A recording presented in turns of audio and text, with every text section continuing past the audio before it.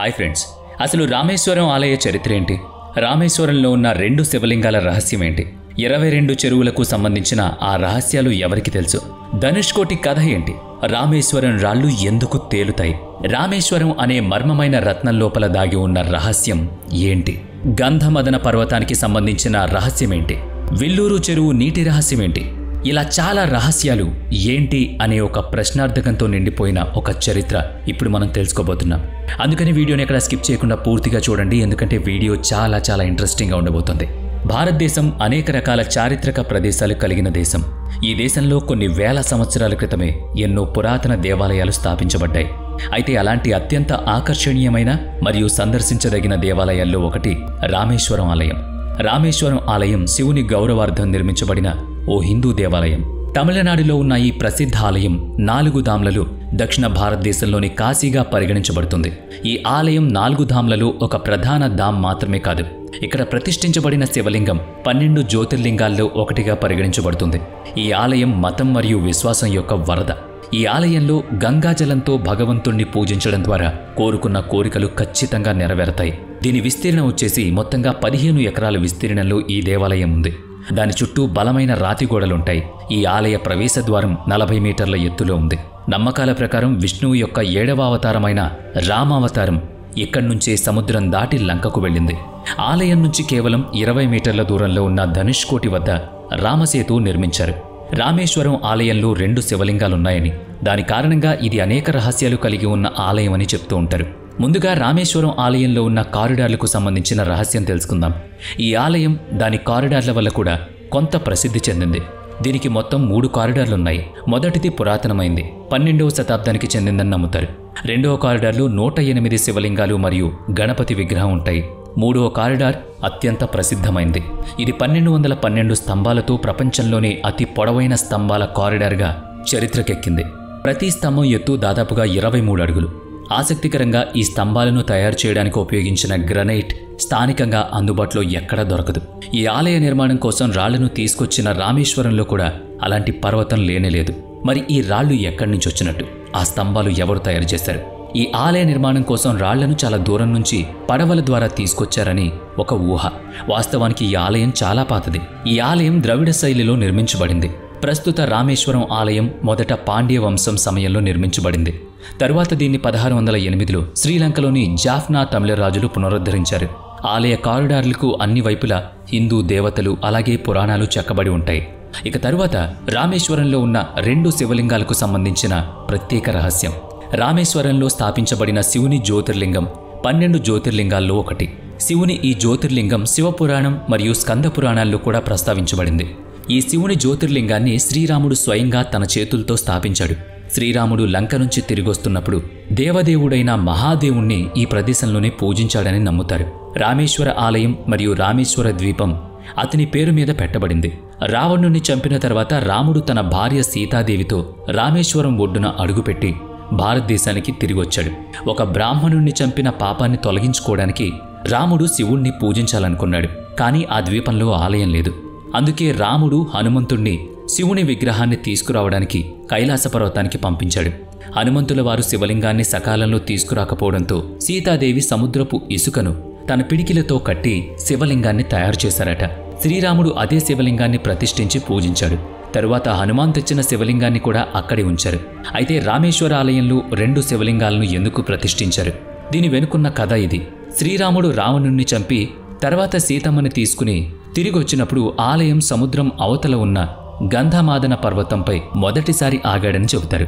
అదే సమయంలో మునులు శ్రీరాముణ్ణి స్తుతించడానికి అక్కడికి వచ్చారని, శ్రీరాముడు వాళ్ళని స్వాగతించి పులస్త్య వంశం నాశనం కావడం వల్ల నేను బ్రహ్మహత్య పాపం చేశానని చెప్పాడని, ఈ పాపం నుంచి బయటపడ్డానికి మీరు నాకు ఒక మార్గం చెప్పండి అని ఋషుల్ని అడుగుతాడట. ఋషులు శ్రీరాముని ముందు చేతులు జోడించి, బ్రాహ్మణుణ్ణి చంపిన పాపం నుంచి బయటపడాలంటే మీరు ఒక శివలింగాన్ని స్థాపించాలి, దీని ద్వారా మీరు పాపం నుంచి విముక్తి పొందుతారు అని చెప్పి ఋషులు శ్రీరాముణ్ణి కైలాస పర్వతానికి తీసుకువెళ్లి శివలింగాన్ని తీసుకువచ్చి దాన్ని స్థాపించమని అడిగారు. శ్రీరాముడు హనుమంతుణ్ణి కైలాస పర్వతానికి వెళ్లి శివలింగాన్ని తీసుకురమ్మని ఆదేశించాడు. అతను క్షణంలో కైలాస పర్వతాన్ని చేరుకున్నాడు. కానీ అక్కడ అతనికి శివుని దర్శనం లభించలేదు. తాను ఖాళీ చేతులతో తిరిగొస్తే అది తన భగవంతుడు శ్రీరాముణ్ణి అవమానించినట్లవుతుందని. కాబట్టి అతను కైలాస పర్వతంపైనే శివుణ్ణి తపస్సు చేయడం ప్రారంభించాడు. శివుడు హనుమంతుడి తపస్సుకు ఆశ్చర్యపోతాడు. అతని ముందు ప్రత్యక్షమై అతనికి శివలింగాన్ని ఇచ్చి పంపిస్తాడు. హనుమంతుడు వచ్చే సమయానికి ముందే శివలింగం ప్రతిష్ఠించబడింది. హనుమంతుడు రావడం ఆలస్యం అయిన మూలంగా సీతాదేవి చేసిన ఇసుక బొమ్మతో శివలింగాన్ని స్థాపిస్తాడు శ్రీరాముడు. ఇక తరువాత 22 కుండ్లకు సంబంధించిన రహస్యం. రామేశ్వరం ఆలయంలో ఉన్న 22 కుండ్లు వాటికవే చాలా ప్రత్యేకమైనవి. అవి కూడా అనేక రహస్యాలతో నిండున్నాయి. ప్రతి సంవత్సరం ప్రపంచం నలుమూలల నుంచి 300 మిలియన్లకు పైగా యాత్రికులు ఈ కుండలో స్నానం చేయడానికి వస్తారు. ఇక్కడ ఉదయం దర్శనానికి ముందు భక్తులు 22 కుండలో స్నానం చేస్తారు. ఈ పవిత్ర బావుల నీటిలో స్నానం చేయడం ద్వారా ప్రజల పాపాలన్నీ తొలగిపోతాయని నమ్ముతారు. మొదట ప్రజలందరూ ఈ ఆలయం పక్కన ఉన్న అగ్నికుండ్లో స్నానం చేస్తారు. దీని తర్వాత గుడి లోపలికి ప్రవేశిస్తారు. ఇలా చేయడం వల్ల సకల పాపాలు పోతాయట. ఇక తర్వాత ధనుష్కోటి రహస్యం. రామేశ్వరం నుంచి కొన్ని కిలోమీటర్ల దూరంలో ధనుష్కోటి అనే ప్రదేశం ఉంది. ఇది ఒకప్పుడు పూర్తిగా నగరంగా ఉండేది. తమిళనాడు వ్యాపార కేంద్రంగా ఉండేది. కానీ 1964వ సంవత్సరంలో తుఫాను ఈ నగరాన్ని కమ్మేసింది. ఆ తర్వాత పరిస్థితి మారిపోయి ఇప్పుడు ఇక్కడ కొన్ని నిర్మాణాలు మాత్రమే ఉన్నాయి. అవి కూడా అవశేషాల్లా. కొంతకాలం తర్వాత ప్రభుత్వం ఈ నగరాన్ని నివసించడానికి పనికిరందిగా ప్రకటించింది. ఇంతకుముందు ఈ ప్రదేశానికి ప్రతిరోజు పెద్ద సంఖ్యలో ప్రజలు వచ్చేవాళ్లు. ఇప్పుడు అది ఒక దెయ్యాల పట్టణంగా మారిపోయింది. ఈ నగరంలో ఎవరూ నివసించరన్నది నిజమే. కానీ ఈ నగరం నేడు పర్యాటకులకు ఆకర్షణ కేంద్రంగా మారిపోయింది. రామేశ్వర ఆలయాన్ని సందర్శించడానికి ఎవరొచ్చినా వాళ్ళు ఖచ్చితంగా ధనుష్కోటి వచ్చి తీరతారు. దీని గురించి ఒక పురాతన కథ కూడా ఉంది. ఎందుకంటే ఈ ధనుష్కోటి దగ్గరే శ్రీరాముడు సీతాదేవి కోసం లంకకు వెళ్లడానికి, రావణుణ్ణి సంహరించడానికి రామవారధిని నిర్మించాడు. ఈ వారధి ఇప్పటికీ ఆకాశంలోంచి చూసిన శాటిలైట్స్ ద్వారా కూడా చాలా క్లియర్గా కనిపిస్తుంది. అందుకే రాముడు మనకి నమ్మకం కాదు, రాముడు నిజం. ఇక తరువాత వరుసలో తేలియాడే రాళ్ల రహస్యం. రామేశ్వర్ ఆలయం యొక్క ఆకర్షణీయమైన అంశాలలో ఒకటి సేతుకరై అని పిలువబడే తేలియాడే రాళ్లు. హిందూ ఇతిహాసానికి చెందిన రామాయణం ప్రకారం శ్రీరాముడు రాముణ్ణి చేరుకోవడానికి లంకకు రామసేతు వంతెనను నిర్మించడానికి ఈ రాళ్లను ఉపయోగించాడు. నీటిపై రాళ్లు తేలడం అనేది దాదాపుగా అసాధ్యమైన సంఘటనగా పరిగణించబడుతుంది. ఈ రాళ్ల బరువు ఇతర రాళ్ల మాదిరిగానే ఉంటుంది. కొంతమంది దీన్ని దైవిక అద్భుతం అని భావిస్తారు. కానీ దీన్ని సాధారణంగా శాస్త్రీయంగా తిరస్కరించారు. అయితే ఈ రాళ్లు నీటిపై తేలియాడతాయి అనేది నిజం. మీరు దాన్ని మీ కళ్ళతో చూడొచ్చు. మరి ఇది దైవత్వం కాకపోతే ఏమంటారు? మీరే కామెంట్ చేయండి. ఇక నెక్స్ట్ వన్, రామేశ్వరంలోని పంచముఖి ఆలయ రహస్యం.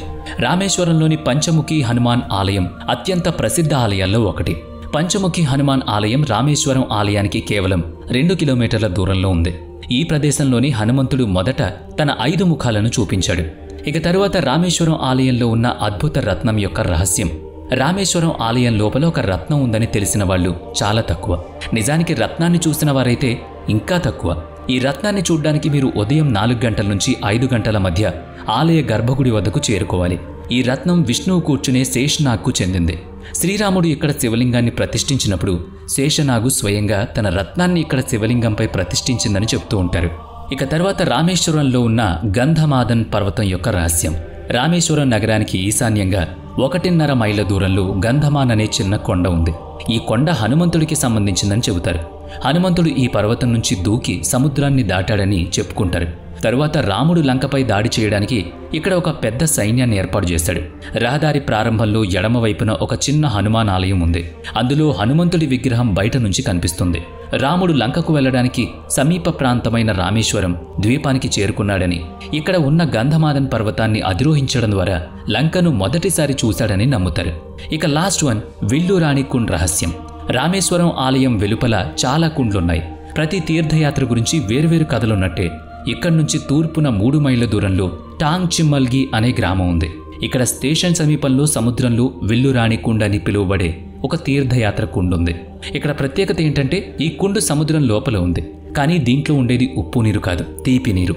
ఇది కూడా తాగడానికి ఉపయోగపడుతుంది. ఇది చాలా ఆశ్చర్యకరమైన విషయం. ఒకప్పుడు సీతాదేవికి చాలా దాహం వేసిందని, సమీపంలో సముద్రం తప్ప మరెక్కడా నీరు లేకపోవడంతో రాముడు తన విల్లు కొనతో ఈ కుండ్ను సృష్టించాడట. అందుకే ఇది చాలా చాలా పవిత్రమైంది. వీడియో నచ్చితే లైక్ చేయండి, షేర్ చేయండి. ఇప్పటి వరకు మన ఛానల్ని సబ్స్క్రైబ్ చేయనట్లయితే ఇప్పుడే సబ్స్క్రైబ్ చేసుకుని పక్కనే ఉన్న బెల్ ఐకాన్పై క్లిక్ చేయండి. నెక్స్ట్ వీడియోలో మళ్ళీ కలుద్దాం. Thanks for watching.